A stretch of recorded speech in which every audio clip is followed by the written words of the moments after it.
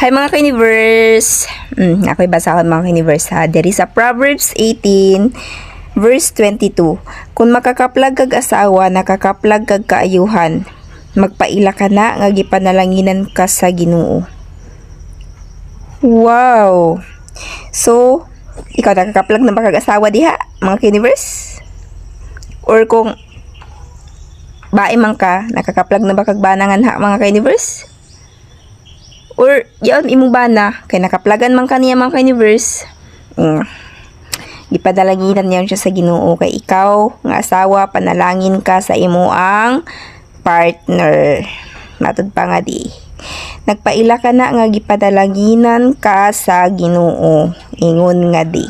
So, ang nga diri sa kuan verse 22 bali kuan ini kay Bisaya Cebuano sa ini nga kuan nga Bible. Bali bahin ini sa lalaki nga kung ang bana daw nakakaplag og iyang asawa.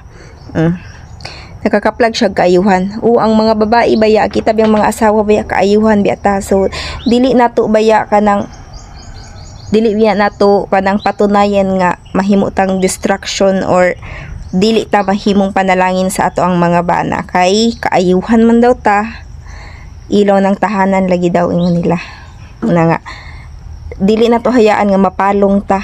Kita ang makapalong sa atong pamilya. Kana nga gipanalanginan ka sa Ginoo o yaong mga kabanahan nga ha. Kay nakakaplag man kag asawa.